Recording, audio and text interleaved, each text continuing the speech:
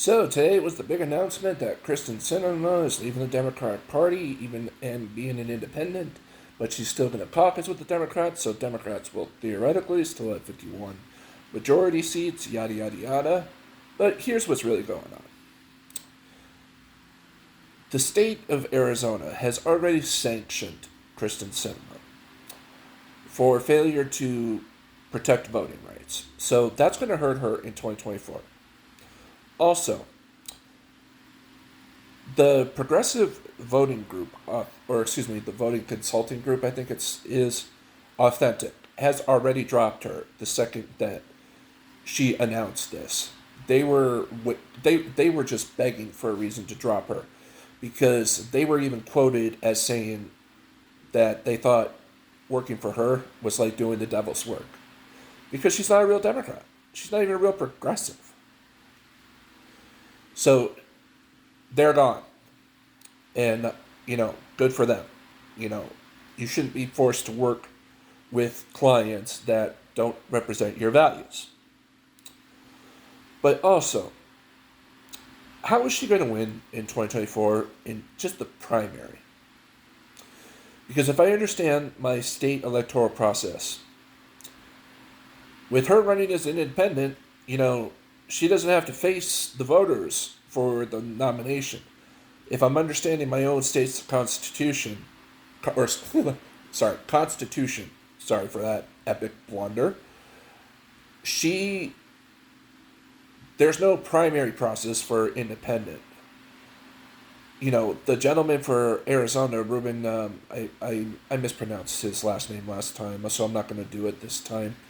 From the congressman from Mesa can theoretically run as a Democrat and win. She's not a Democrat, so why get a Democratic nomination? This isn't the presidency. If it was the presidency, yes, then she would have to still run as an independent for the Democratic nomination. But I may be wrong. She may be forced to face the voters still as an independent. But what I think is going to happen is an actual Democrat will run, an actual Republican will run, and then it'll be her. So it'll be a three-legged race.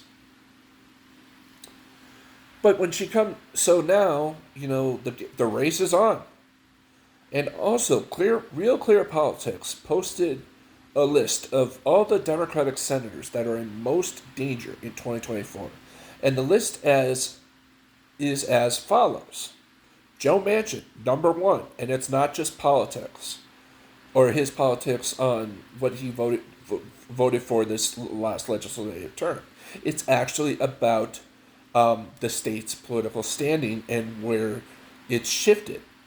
He won his race, and Trump won the state by 20 points. So that makes a Democrat win very unlikely. His other counterpoint is not a Democrat. It is Republican Shelley Capito, if I'm saying that right. But also, the other three most Democratic endangered senators in 2024 are as follows. John Tester is number 2. Number 3 is Cory Booker. And number 4 is Krysten Sinema. They all won their races by less than 3 points. So 4 seats the Republicans can easily pick up. And I'm sure that this time around, the Republicans aren't going to be listening to Trump's frantic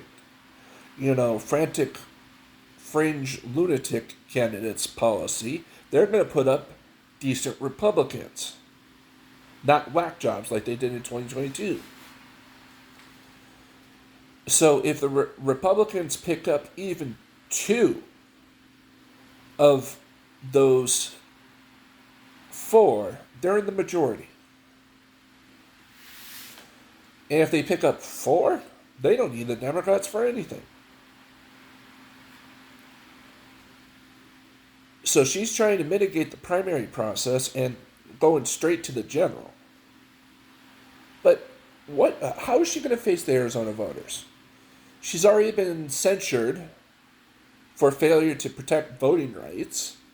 And Arizona does have damaging voting bills. It's one of those states that voting records can be purged. Also, the whole thumbs down thing didn't play well in Arizona either. This is an immigrant state.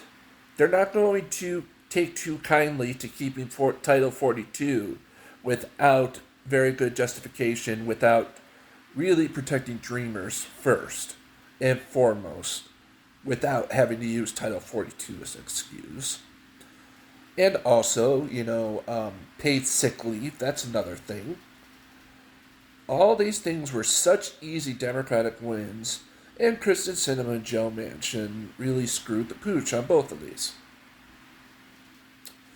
So she'll have to come out of her shell and talk to the real voters, not the corporations. And I have email receipts from her saying that she was going to support all these wonderful pieces of legislation from the Biden administration.